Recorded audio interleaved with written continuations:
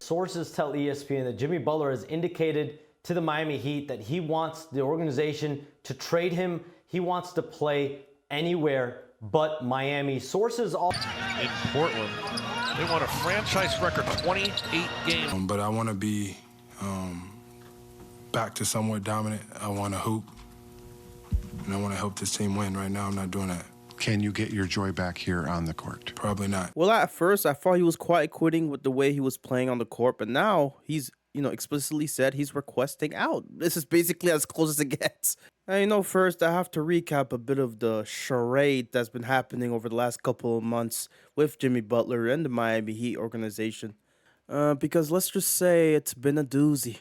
So I think many have seen that he likes to change his hair color from time to time this season. Honestly, I think it's cool. I don't think it's like what he did 2 seasons ago, right? Actually, now that I'm thinking about it, it might actually be the same thing.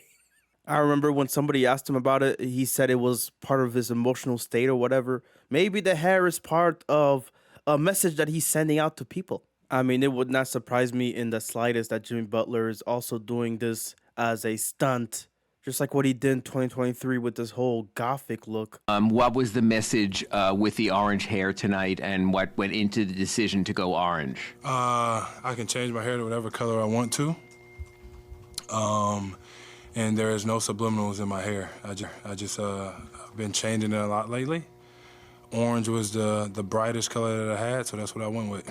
Okay, something tells me if you have to mention that it's not a subliminal, that maybe it is one. Okay, let's just be honest. Jimmy Butler is not shy to do things like this. We've seen it in the past, like I've said multiple times now. And to be honest, I'm just getting sick and tired of this dude, Jimmy Butler. So out around December 11th, obviously the rumors were spiraling, and Shams tweeted out that the Suns are another team that Jimmy Butler's agent indicated in lead circles that he might be interested to go to. Now, Bernie here wasn't so happy seeing Shams tweet this. He went at him saying, Shams, this is your opportunity to say, my bad, I'll let ChatGPT write my tweets. And it went old school. I don't even know what that reference is. I'm not going to say anything. Apparently, this is all a lie, according to this agent. And by the way, this is one of 3 tweets he put out, quote tweeting the same tweet. Like, bro, do you not know what threads are on Twitter, bro? But what I find more interesting is what the Miami Heat's Twitter account was saying over the last couple of weeks. They tweeted out a statement the day after Christmas, right? And it's funny.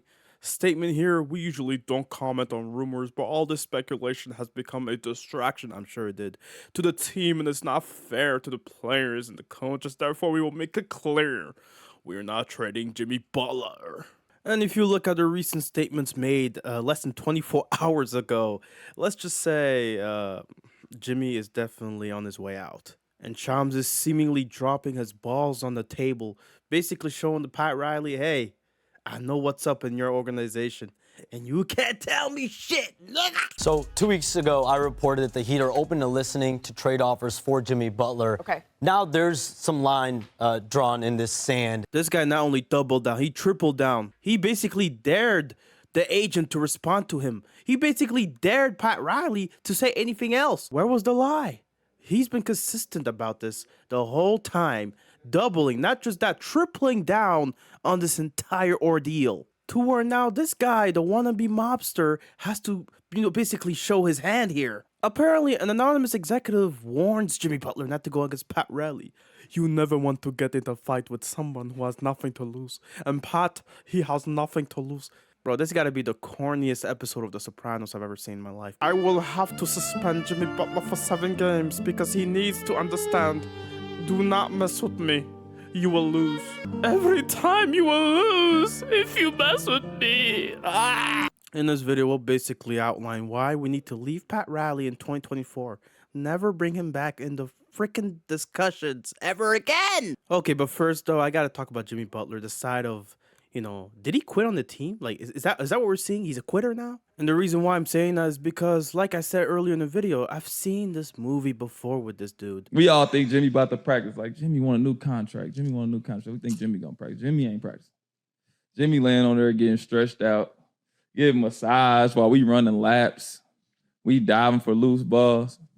Tibbs said, we're gonna scrimmage. Jimmy hop up. I'm playing. Tibbs' hand go crazy. We've had the pleasure of hearing from Jeff Teague as he was on that Minnesota team in 2018 when the scrimmage game happened between the third stringers led by Jimmy Butler and the starters. If you don't know how the story goes, you gotta watch another video. This is not the video. I'll just summarize it as quickly as possible. Okay, obviously, Andrew Wiggins and Cat, they're the young guys. Jimmy Butler comes in as a veteran presence. And he's quite frankly had enough of these guys. They're soft, according to him. And he's basically trying to show out to the coach and GM, everybody that's watching the scrimmage game, that I can beat these guys because they're wussies, basically. And this whole stunt even led him to being interviewed by Rachel Nichols like the very next day, if not the same day. I don't remember exactly the details. Like each other. Yeah, it gets real funny when they don't like each other. So they jump the ball. We throw it to Cat first play. Jimmy steal it. Go down, score. They go down, score. Like, come on, Cat, post his little ass up, man. He can't guard you, blah, blah, blah. Jimmy like, fuck out of here. He trash. Da-da-da-da. Steal the ball again. They go down and score. Jimmy start talking to the GM. Everybody in the gym. Yeah. Y'all better mother effing pay me. I'm like that. I'm like, he is nuts. So Thibodeau here, he's the coach, but he's also the president of this, organization at the time. And, the GM, I think, was also Tom Thibodeau. Yeah, he's the president, he's the GM, he's the coach. I mean, he had a lot of power. And Jimmy, he's familiar with Tom back in his days in Chicago, just like he's familiar with how these contract disputes happen and how teams sometimes don't want to pay for a player like Jimmy Butler. That's when the Chicago Bulls wanted to rebuild in 2016, and so they traded Jimmy Butler to the Timberwolves for Zach LaVine, Chris Dunn, a number 7 pick, that ended up being some guy from Finland named Lauri Markkanen. And so it was a bit messy because now Thibodeau is not just the coach, but he's the president of the Timberwolves. And he's basically able to give Butler the contract he wants. But I'm guessing ownership at this point does not want to invest in Butler's services. And the way Teague recounts this whole ordeal was funny. Jimmy Butler beating them the first time around. The starting guys want to play him again. And then Jimmy Butler, as soon as he sees them, amped up and hyped up to play again, just darts into the locker room, apparently. And this is where it gets funny, I'll be honest. We play the second unit. We beat him. We all run the locker room like, Jimmy, bring your ass back out here. We want to play again. Jimmy gone. Jimmy gone. Jimmy at home. We keep playing. We have practice for like another hour. We all showering. We go in the locker room, ESPN pop up. You know what time it is? Rachel Nichols and Jimmy Butler on TV. We like, what the? He like, yeah, I just killed them at practice and I think they all good players. We like, what? Hold on. I can't make this up, bro. Just look at his face when he is so gleeful. He's just like the glee on his face when this all happened. It's just so funny. And now knowing the context of how this happened. And so after 69 games playing with the Timberwolves, Jimmy Butler got traded for, let's see here.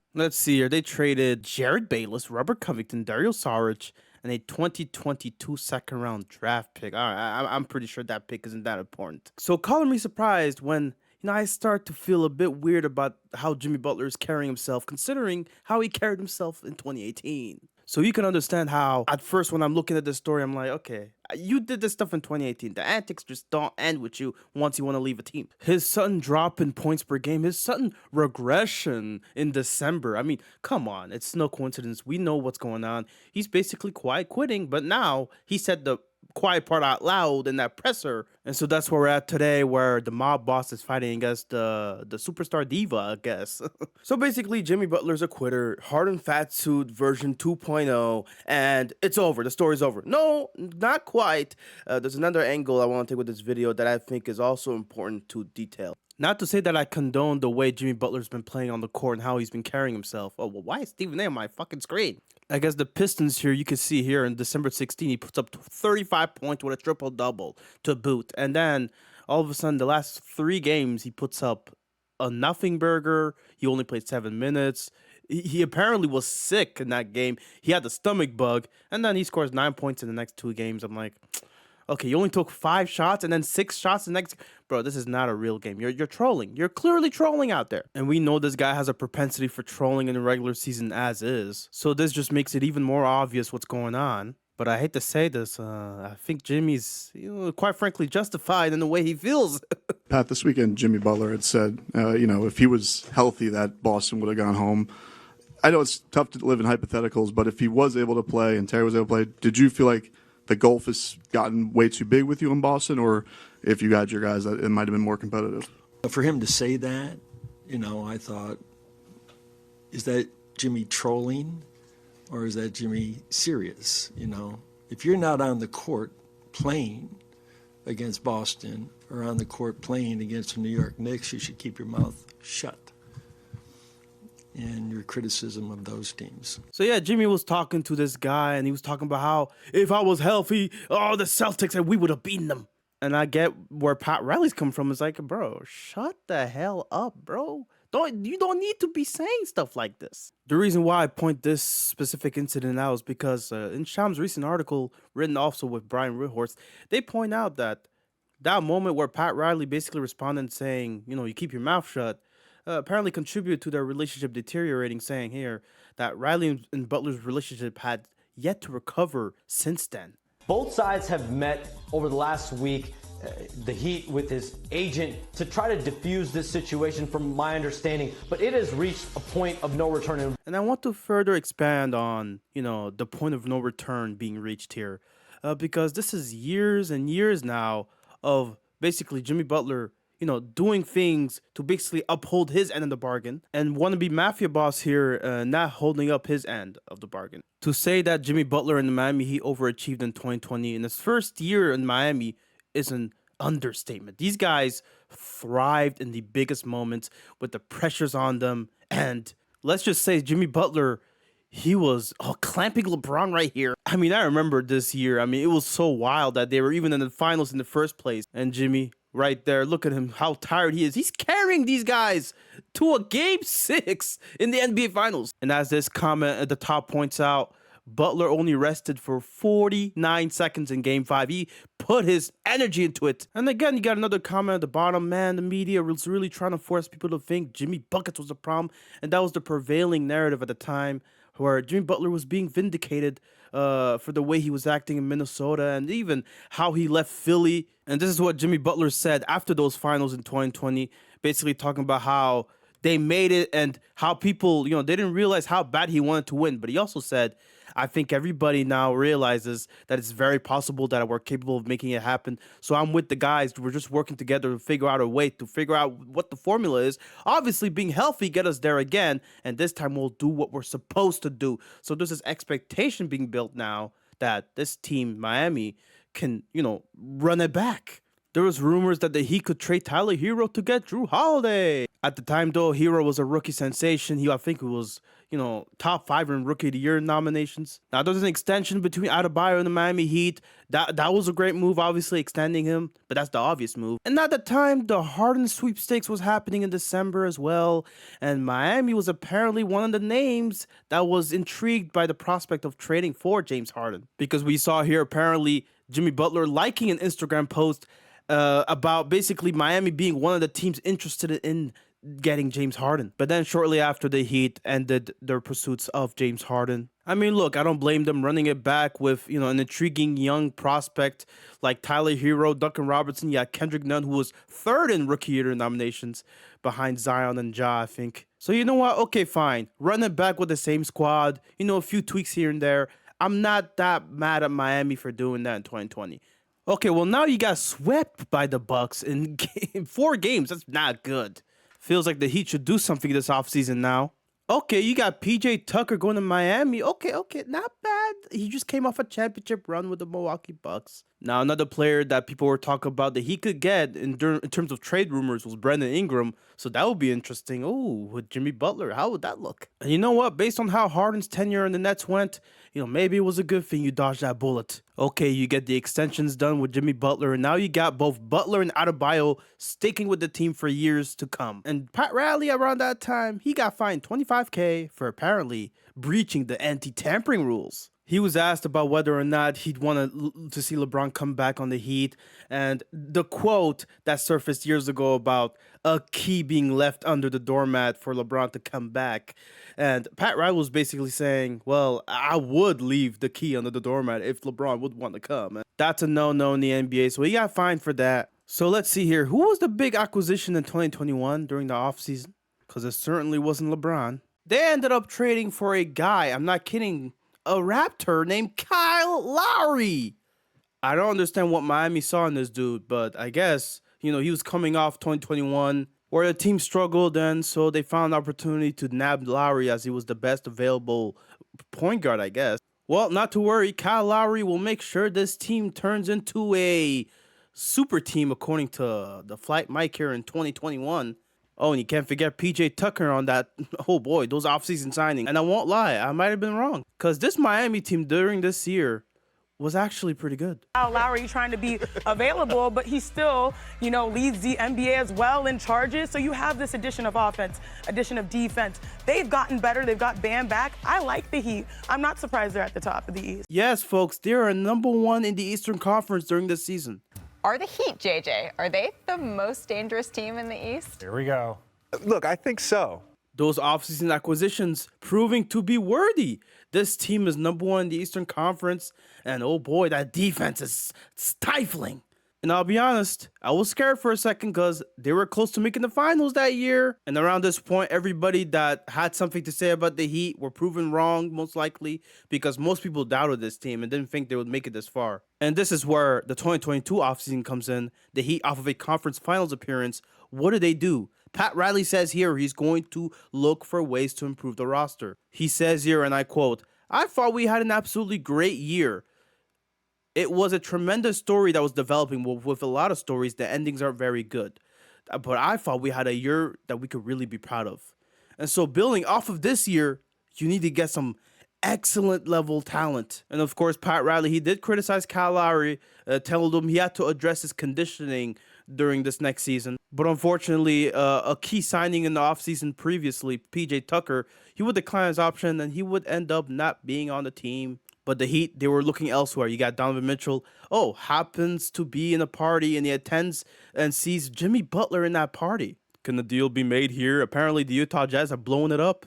Some people are reporting that there might be a trade package that the Heat could send out to get Kevin Durant. And Miami Heat reporters are saying that there is significant interest from the Miami Heat to get Kevin Durant. And then this article here by the Miami Herald, they go on to talk about how the Heat, they had far more interest in trying to acquire Kevin Durant. But this is before Kyrie Irving opted into his player option, which basically made him unavailable to get free agency. But they could get him in a trade, and reports are that the Heat were not willing to give up their valuable assets to get Kyrie Irving.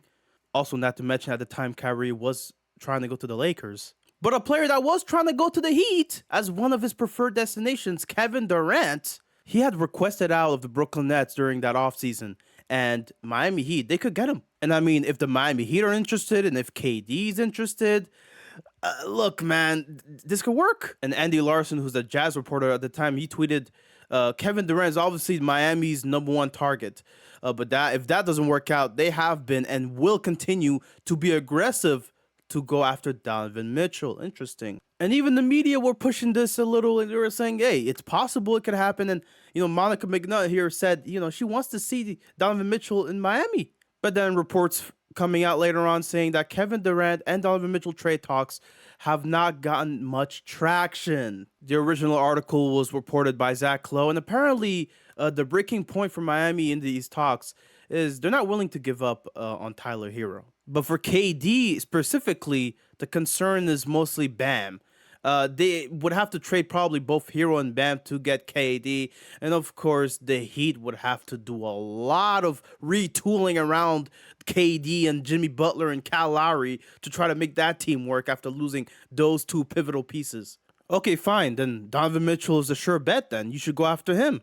And he ends up getting traded to Cleveland instead. Interesting. And the following season, they got Kevin Love through buyout. And so Miami would basically have to run it back with pretty much the same squad. But at that point, they were a playing team. Teams have figured them out. Jimmy Butler wasn't as effective as he was in the playoffs. And now, fortunately, they did make the playoffs as an 8th seed. And they ended up upsetting the number 1 seed Milwaukee Bucks. This was a big one. And this guy, Jimmy, was a big reason for it. Averaged over 36 points per game in this series to propel them past the Milwaukee Bucks here. But of course, the Cinderella run had to come to an end at some point. And as they would make the finals, coming out the East in an improbable run, they had to face the number 1 seed Nuggets, who they obviously would not be able to compete against. And this offseason, It was Dame time. And look, guys, he prefers to be traded to the Miami Heat. This guy you definitely will not miss out on, right? It's clear to them that Portland wants back a star-level return for Damian Lillard, what you've seen other great players around the league get in return. And they're going to look and are looking far beyond the Miami Heat, which is the team that Mark Spears reported today that Damian Lillard said he would like to be traded to. Yeah, let's just say Joe Cornyn did not like what the Miami Heat were offering. Not just that, but apparently the Miami Heat weren't even doing much of an effort to offer much to the Portland Trailblazers to get him. And I'll be honest, it's very easy to look at this and think, this is a missed opportunity here. So many missed opportunities. Missing countless opportunities to provide Jimmy Butler with that star player to play alongside him. It's really bad. To where now you got Pat Riley watching from the sidelines as his team is in the play-in and his best player is hurt because he's having to carry much of the load. Yet again. And this latest stunt of being suspended 7 games is just a slap in the face to everything that you've done or not done to get Jimmy Butler to where we're at today. I saw this tweet on my timeline talking about even though Jimmy Butler's camp was telling people that the Heat were trying to threaten him with a suspension after the game against the Pelicans, that the Heat were insistent that it was BS. And apparently this was from the Miami Heat organization telling them, yeah, this is bullshit. And for the suspension to actually happen, bro, this is so messy. This is so messy. And I think this hurts Pat Riley and the Heat way more than many people think because it's not just the fans and the media seeing. The players see this. A lot of people see past the games that Pat Riley likes to play here. Paul Pierce said as much on Twitter too. The players see what's going on with all these superstars. We see past the games that both these dudes, Jimmy Butler and Pat Riley, are playing with each other right now. Even the players in the locker room are starting to get tired of this stuff. After the game, Jimmy said he feels that the way he's being cast and used on this team, he can't be his best self, and that he might never be able to regain his joy playing here. For someone in the locker room who's been with him for such a long ride now in your 6 years, what's your reaction when someone says something like that in a post-game interview? I don't even know. Surprised by that? Not really. All I know is it's getting ugly over there in Miami, and we can all see it. And the thing is, we see how they deal with players even in the past, with D. Wade past his prime. We all know of that beef that Pat Riley had with Shaq as well. And for some reason, Pat Riley just likes to have beefs with, generally anybody that he fancies, I guess. And I suppose his next opponent now is Jimmy Butler, but we can all see, just know, man, this might cost you your job, bro. I don't know. Maybe the owner's still so loyal to Pat Riley. He's like, you know what? None of this phases me. And he's just going to stick with him. But it's going to cost you future free agents. That's all I'm going to say. Peace out.